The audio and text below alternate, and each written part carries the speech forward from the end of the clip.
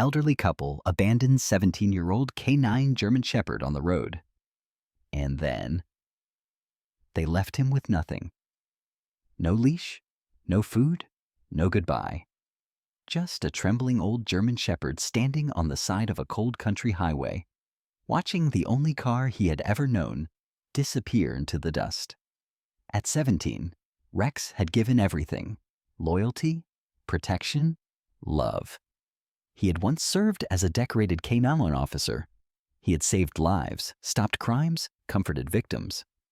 But when age stiffened his legs and dimmed his hearing, the family he trusted the most decided he was too much trouble. They left him, alone, in the middle of nowhere. But what happened next, no one saw coming. This is a story of betrayal, resilience, and the miracle of a second chance, when a stranger's heart was moved by a dog too broken to even bark for help. Before we begin, make sure to subscribe to the channel, like this video, and turn on notifications. This helps us bring more inspiring stories like this to you. Get ready to follow Rex's unforgettable journey, from abandonment to redemption, and discover why some bonds are never truly broken. The highway was nearly empty that morning, just a cold breeze sweeping across the cracked asphalt and a single figure lying motionless near the tree line. It looked like a pile of fur at first, gray, tattered, still. But as the sun pushed through the morning mist, it became clear. It was a German Shepherd. His coat was once black and gold, but now faded and thinned by time. His body, once muscular and alert, was now gaunt, his legs stiff and tucked under, as though he no longer trusted them to hold him. His ears twitched weakly at the sound of a passing truck, but he didn't lift his head. He had stopped looking for that car hours ago. His name was Rex, 17 years old, and he had no idea why they had left him. Just the day before, he'd been in the back seat of a silver SUV, pressed against the window, eyes closed as the warm sun hit his face. He loved car rides. He thought it was another trip to the park, or maybe the vet, though he hated the cold floors. But when the vehicle slowed and the woman, the one who used to call him boy in a tired voice, unhooked his collar and opened the door, he hadn't hesitated. He always obeyed. He had stepped out, wagged his tail. Then the door shut. Then the tires rolled. And then silence. Rex had walked. For how long, he didn't know. His paws bled. His hips burned. But he kept searching, kept hoping they would come back. At first, he barked, then whined. Then nothing. That morning, as the sun rose higher, a truck slowed in the distance. Inside was a woman named Bethany Gray, 39 years old, a traveling nurse, on her way to a rural hospice call. She had taken this route 100 times, but something caught her eye this time. That shape near the trees. She slowed, pulled over, opened her door, and for a moment, she just watched. She expected the dog to run, or bark, or maybe show his teeth, but he didn't move. She approached slowly. The closer she got, the more her heart twisted. He looked ancient, abused by time, but his eyes, they were still waiting for someone. "Oh my God," she whispered. She crouched beside him. "Hey buddy, are you okay?" He didn't answer, of course, but his tail, ever so slightly, twitched. That was enough. Bethany ran back to her truck, grabbed an emergency blanket from her medical kit, and returned to wrap him up. She could feel his ribs through his coat. His nose was dry and cracked. He barely lifted his head as she bundled him. "You're coming with me," she said, more to herself than to him. Rex didn't resist. He couldn't. He didn't know who she was. He didn't know if this was another betrayal or a trick, but her hands were warm. Her voice was soft, and something in her scent, like lavender and old trees, reminded him of something long forgotten. Bethany drove in silence, checking the rearview mirror every few minutes to make sure he was still breathing. At a red light, she pulled over again and gently placed her hand on his head. His eyes fluttered open. For a moment they locked, and then he did something that nearly made her cry. He licked her hand. It was faint, dry, barely there, but it was the first act of trust he had offered since being left behind. And in that moment, Bethany made a silent promise. Whatever it takes, I will not let you die thinking you were unwanted. But what she didn't know was who Rex really was. Not yet. She hadn't seen the badge etched onto the metal tag still hanging from the broken collar. She hadn't read the word on it, K9. Bethany didn't go straight to the vet. Something about the old German Shepherd in her back seat made her drive a little slower, breathe a little quieter, as if every movement needed to be careful, gentle. The way you walk through a place filled with ghosts. Rex lay curled on the blanket, barely moving. His breathing was shallow but steady. She noticed how he never fully closed his eyes. They flickered, watched, waited. As if somewhere in that frail body, a soldier still stood at attention.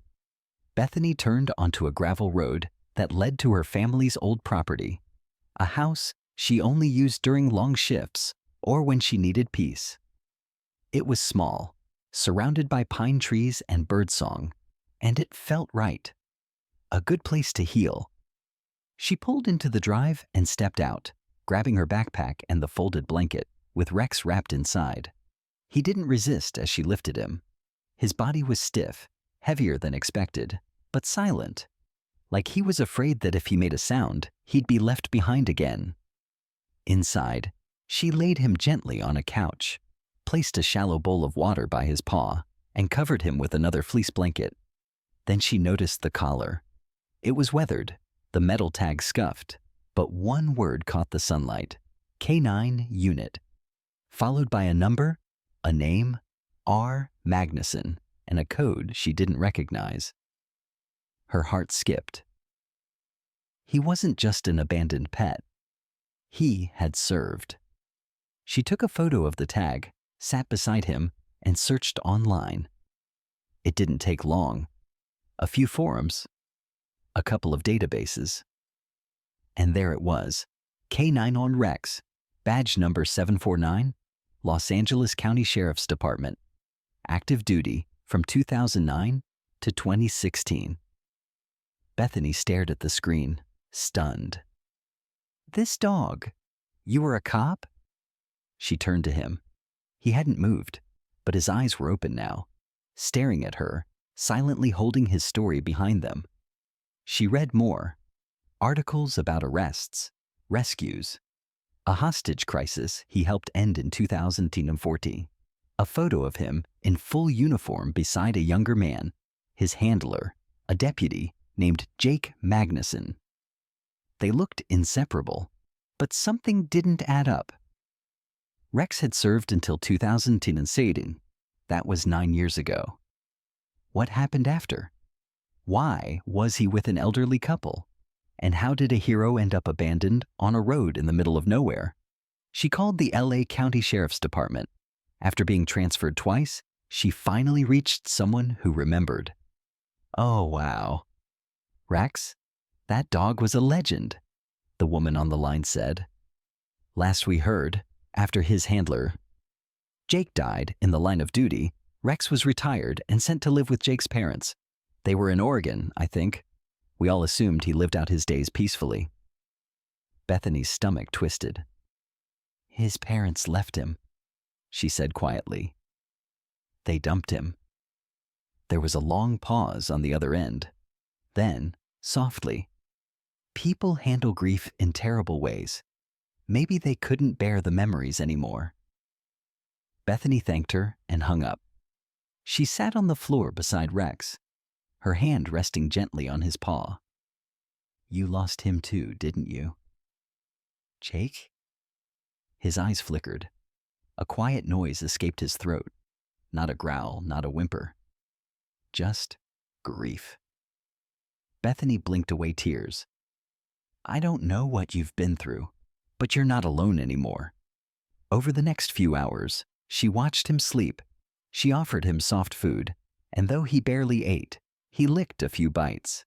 He shifted once, curling tighter when a thunderclap rolled through the trees, like he was remembering something violent, something loud. That night, as she sat on the couch near him, Bethany whispered a promise. I'm going to help you remember who you are and remind you you're still worthy of love, even now. And just before she turned off the lamp, she saw it. His tail. One faint, slow wag. The first sign that something inside Rex hadn't given up completely. He still had a fight in him, but no one, not even Bethany, could imagine how much of that old warrior was about to wake up. By the end of the first week, Rex had started trying to stand. Bethany noticed it on a Tuesday morning. She had just finished her rounds and returned to the cabin with a bag of wet food and liver treats. As she pushed open the door, she froze. Rex was no longer on the couch. He was on the floor, legs shaking, chest rising and falling hard, back paws spread wide for balance. He looked like an ancient statue trying to remember how to move. His head turned toward her, ears alert. And then, just as quickly, his legs buckled and he collapsed. Bethany dropped the bipati and rushed to him. No, don't force it. But before she could lift him, Rex growled. Not at her, but at the weakness in his own body. A low, determined rumble from deep in his chest. Bethany paused, then smiled. You stubborn old man, she whispered, stroking the soft fur behind his ears. You're not done yet, are you? The next day, she cleared out a corner of the living room and laid down yoga mats, towels, and a support harness she ordered online. If he wanted to stand, she'd help him. She had seen this before in her work. Patients who had nothing left physically, but were fueled by something deeper. Grief, memory, love. It was the same light she now saw flickering in Rex's tired eyes. Every morning and evening, she helped him stretch his legs, slowly building muscle where time had taken its toll. At first, he could barely stay upright for more than 10 seconds. But by day 4, he stood for almost a full minute. Not without pain, but without surrender. One night, as she was rinsing dishes, she heard a noise behind her. Claws scraping gently on hardwood. She turned and gasped. Rex had walked 5 full steps. He stood in the kitchen doorway, panting, legs trembling, but standing. And he was looking at her like he had done something important. You absolute legend, she breathed, kneeling down to meet him. You're not just healing, you're remembering. That same evening, she took him outside. The backyard of the cabin backed into a forest clearing. Bethany had always loved it there. The smell of pine, the chirp of crickets, the wind weaving through the trees. She brought Rex out wrapped in a blanket, carried him as far as she could, then helped him onto the ground. At first, he just lay there sniffing the wind. Then, something changed. His ears perked. He lowered his head slightly, eyes focused ahead, his entire body stilled. Bethany followed his gaze and saw it. A deer, maybe 20 feet away, frozen in the trees, watching. And in that instant, Rex changed. He rose, not fast, not easily, but he stood, tail out, nose forward, legs locked into place. He didn't bark, he didn't chase, but for the first time, Bethany saw the soldier in him come back. The deer bolted. Rex watched it disappear. Then, slowly, he sat. Bethany knelt beside him, her heart full. You're not just getting better, are you? You're remembering who you were. Later that night, she brought out the old articles again, the ones about his time in service. She read them aloud while Rex rested at her feet. Shootouts, rescue missions, explosives discovered because of his nose, photographs with smiling officers, and one that made her pause. It was Jake, younger than she'd thought, bright-eyed, arms around Rex, badge shining in the sun. Bethany looked at the picture for a long time. I think he would have been proud, she whispered. You're still fighting. Even now. Rex shifted in his sleep. A soft exhale. And then, that tail. It wagged again, just once. But she saw it. And she knew. The old K9 wasn't gone.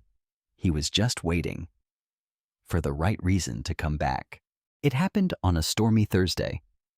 Thunder rolled in heavy across the pines, low and rattling. Rain fell in sheets against the cabin roof as if nature itself had something to say. Bethany had always loved storms, the drama, the music of it. But that night, it felt different. Rex was restless. He had been doing well. That week alone, he had taken 20 independent steps, barked softly at a squirrel in the yard, and even nudged Bethany's hand when she cried during a late-night movie. But as the sky cracked open, something inside him changed. Bethany noticed it immediately. His breathing quickened. His ears twitched violently with every rumble of thunder. His eyes, normally calm and soft, darted to the window and back. Then came the low, deep growl, the kind she hadn't heard since the day she found him. She moved closer. "It's just a storm, Rex. It's okay." But it wasn't. Not for him. Because thunder wasn't just noise to a dog who had once served in war zones, searched bombed buildings, and slept beside armed men under mortar fire. This was a trigger. And it had pulled something awake. Suddenly, Rex stood. No struggle, no hesitation. He limped fast across the room, positioning himself between Bethany and the window, his eyes fixed outward. The hairs along his spine stood up like bristles. He barked once, then twice, loud, sharp, powerful. Bethany flinched. She followed his gaze. At first, she saw nothing, then movement. 2 shadows near the barn on the far side of the property. Human-sized, unmistakable. They were crouched low, clearly not expecting anyone to see them through the storm. Her stomach turned cold. Rex barked again, now pacing, body tense and alert. It was as if the storm had flipped a switch. The K9 was back. Bethany grabbed her phone and dialed 911. "Yes, I'm out on Highway 11 near Cedar Creek. I think someone's on my property. 2 figures, possibly breaking into the barn." Rex was already at the door, waiting. Rain slammed against the porch, lightning flashing behind his silhouette. He was 17, half-deaf, stiff in the legs, but there wasn't a trace of fear in his posture. The dispatcher asked, "Ma'am, do you have protection?" She looked at Rex. "Yes," she said. "I do." They waited in silence, watching. Bethany kept her hand near her phone. The shadows moved again, now closer. One of them tried forcing open the side barn door. That's when Rex snapped. He pushed open the door with his head and leapt into the rain. "Rex, no!" But he was already running. Bethany grabbed a flashlight and followed, her boots sinking into mud, heart pounding. She caught up just as the first figure turned, and froze. Rex wasn't attacking. He wasn't barking. He was standing still, soaked to the bone, but with the kind of authority that makes a person think twice. His head was low, shoulders forward, tail stiff. His growl, deep, guttural, cut through the rain like a blade. The second figure bolted. The first, younger and skinnier, raised his hands, muttering, "It's just a barn. Man, we didn't think anyone was home." Bethany shouted, "Get off the property now, or he will take you down." The kid didn't hesitate. He ran. Rex didn't chase. He just stood there in the storm, like a soldier returning to duty for one final night. Moments later, red and blue lights filled the driveway. Deputies swarmed the property, took statements, swept the area. One of them, an older man, noticed Rex and raised a brow. "That's a working dog, isn't it?" Bethany smiled. Retired, but apparently not fully. The deputy knelt, and Rex stepped forward, sniffing his hand. "You still got it in you, boy," the officer said. "Hell of a stand." That night, back inside, Bethany dried Rex off and wrapped him in a towel. He was shaking, but not from fear, from adrenaline, from pride, from memory. She sat beside him, heart still racing. "You remembered what you were made for, didn't you?" she whispered. Rex leaned into her shoulder, exhausted but alive in a way she hadn't seen before.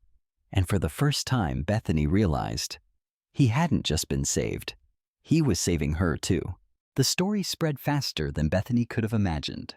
By morning, local news stations were already running a clip. Retired K9 thwarts break-in at rural cabin. A blurry photo of Rex, soaked, noble, unbending in the rain, headlined their homepage. A local reporter had caught wind of the sheriff's office call logs and tracked down the address before Bethany even had time to call her parents. She tried to brush it off, but her phone wouldn't stop ringing. Neighbors, old coworkers, friends from nursing school, even people she hadn't spoken to in years were messaging things like, "That's your dog?" and "He's a hero."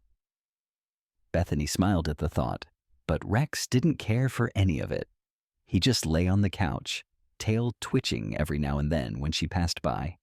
His legs were tired from the storm, but his spirit, it glowed brighter than ever. She knelt beside him, scratching gently behind his ear. "You just wanted to protect me, huh?" He looked at her, eyes alert, then slowly placed his paw on her hand. That one gesture made her chest ache. He wasn't just alive. He was present. Fully, completely. That afternoon, while folding laundry, she heard a knock on the door. When she opened it, a man in uniform stood there. Not a sheriff, military. Maybe late 50s, square jaw, clean boots, a badge glinting beneath his coat. "Are you Miss Gray?" "I am." He removed his cap. "I'm Lieutenant Daniel Rourke. I worked with Jake Magnuson, Rex's original handler." Bethany blinked. "Wait, how did you know?" He raised a hand. "I saw the news report. When I heard the name and saw the footage, I knew it had to be him. I trained with Rex. I was there the day we retired him. Jake was my best friend." Bethany opened the door wider. "Please, come in." Rex stirred at the sound of the voice. His ears perked. His head rose slowly from the couch, and when Daniel stepped into view, something incredible happened. Rex barked, just once, sharp, familiar, full of recognition. Then he stood. Slowly, yes, but without aid. Daniel knelt in front of him, tears forming in his eyes. "You remember me, don't you, boy?" Rex pressed his snout against the man's chest, breathing deep. For a moment, neither moved. Bethany felt something powerful in the air, like the moment when two soldiers silently recognize the war they survived together. "I can't believe it," Daniel whispered. "They told me he passed years ago, that Jake's parents couldn't handle him anymore after the funeral." Bethany frowned. "They abandoned him." Daniel's jaw clenched.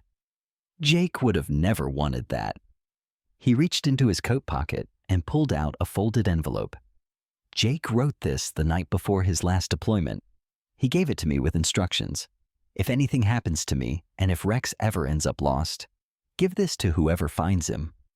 Bethany stared at the letter. "I kept it all these years," Daniel added. "Didn't think I'd ever need it." With trembling hands, Bethany unfolded the note. The handwriting was uneven, urgent.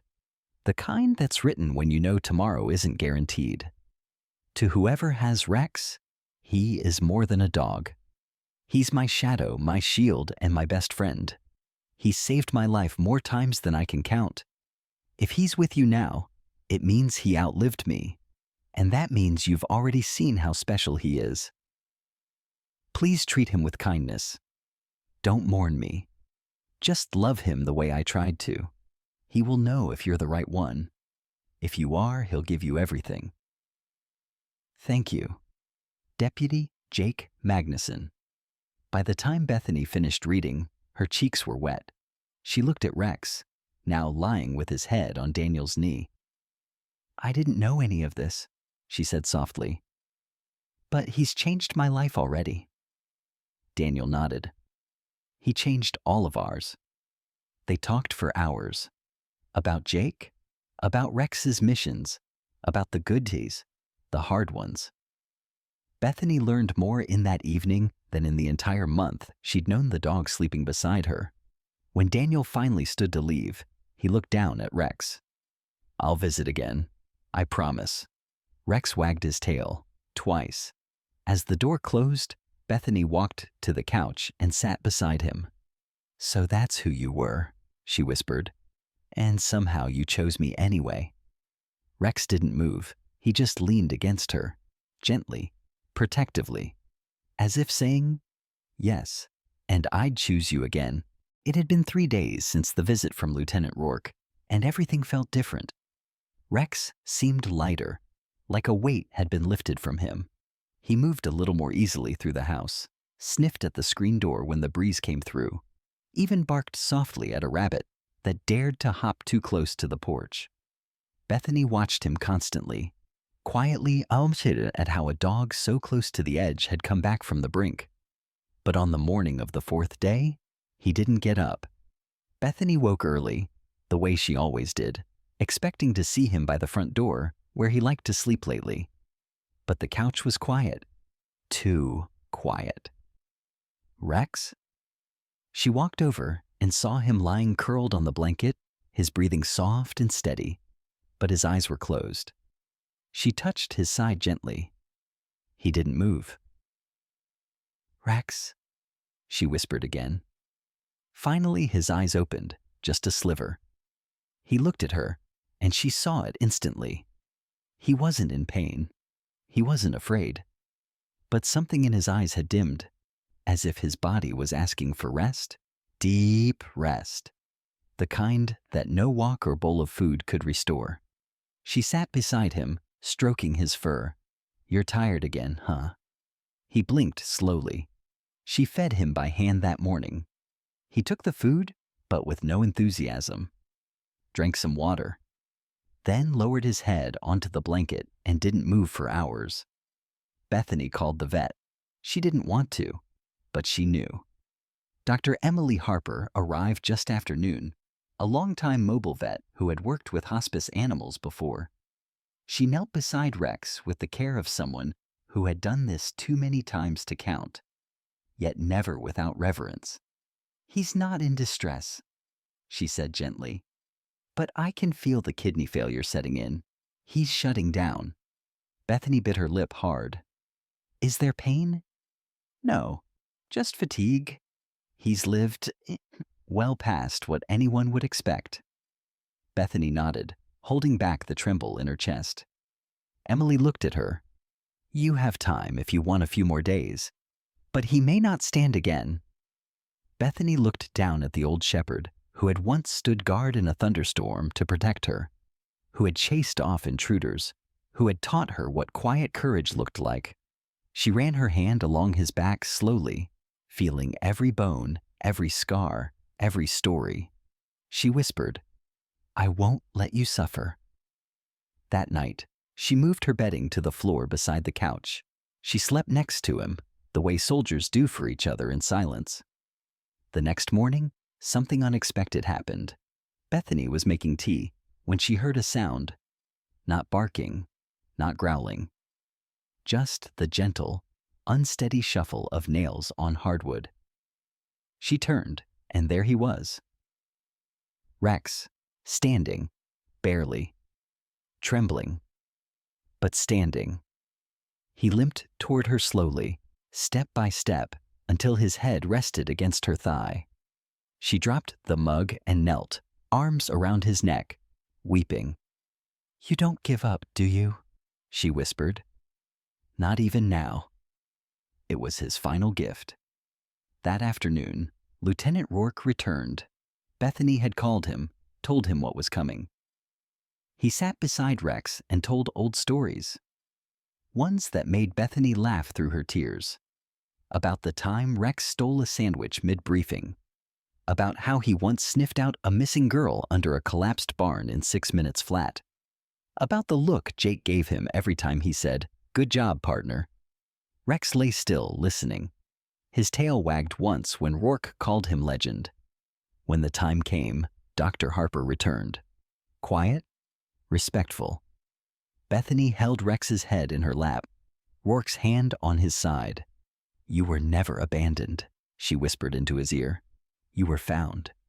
And you were loved. Deeply. Always." Rex looked at her one last time, and then, slowly, peacefully, he closed his eyes. The warrior had laid down his armor, and the room fell still. Outside, the wind moved gently through the trees, as if the earth itself bowed in honor. Rex was gone, but everything he had stood for remained. 2 weeks after Rex passed, Bethany stood at the edge of a sunlit field, a folded American flag in her hands and tears on her cheeks. It wasn't a funeral with rows of chairs or dress uniforms. It didn't need to be. It was just her, Lieutenant Rourke, and a patch of earth beneath an old oak tree where the wind whispered low. They had buried him facing east, the direction soldiers are laid to rest, with his collar, his badge tag, and a printed photo of Jake tucked into the cedar box. Bethany placed a smooth stone on top, one she found the morning after his passing, shaped like a heart. Rourke knelt beside the grave and whispered, "Rest easy, partner. We've got it from here." Back at the cabin, Bethany kept things just the way they were. His bed stayed in the corner.